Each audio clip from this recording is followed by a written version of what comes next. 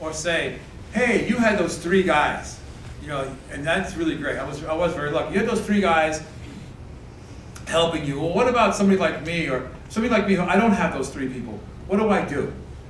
And this was one of those moments, like sometimes up here, like I'm channeling, like I say stuff that I don't have a reference for, like I don't know where I know it from. It's really actually quite a nice experience. And I'm not bloated either. But I won't be speaking in tongues. The answer that I have to that came to me, is that when I was drinking and using drugs, there's something called a geographic. It's pretty much what it sounds like. It's like you move to a different city to try to change your life, and the caveat is you take you with you. And so I would go to a different city to get away from drugs and alcohol. And in a very short time, I would find the same people with different faces, the same bars with different addresses, the same connections with different names. And it occurred to me that that was the energy that I was living in. Well, what would happen if I reversed the polarity of that energy?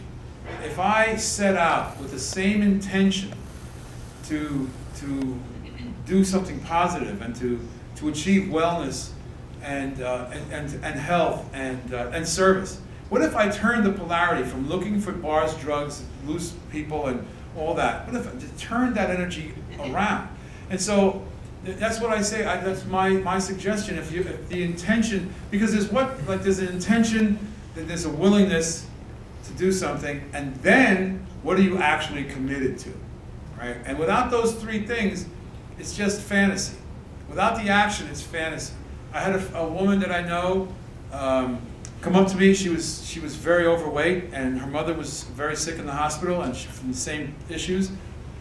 Excuse me. And she came to me crying, saying, I need to lose weight. I don't want to wind up like my mother. What did you do? And I said one of the first things I started doing was I let go of carbs and sugar. Like all white food, white carbs, white sugar, and just stopped it. And then you could see the drift happening. And she said to me, and I swear to God, she said to me, well, my doctor said I should take more niacin. I said, yeah, on your way to the gym. Take niacin while you're walking as quickly and briskly as you possibly can to your elliptical machine or whatever you're doing. But, again, it's like, yeah, people want stuff. But what are you committed to? What are you prepared to actually do? And diets don't work. I'm not going to get into a big food thing because I'm not a scientist. But diets don't work because they don't address the causes and conditions of why you're stuffing your face in the first place, and why you're putting all this stuff in your body that doesn't belong there. And when people ask me, how did you lose the weight? My response is, I didn't lose the weight. I let go of what didn't belong to me. That's what I did. I let go of what didn't belong to me. And it wasn't easy. It was, I would love for it to be easy. I mean, there's people that go to rehab now, there's this technique that's emerging, that they put people in a coma so they don't have to feel their withdrawal.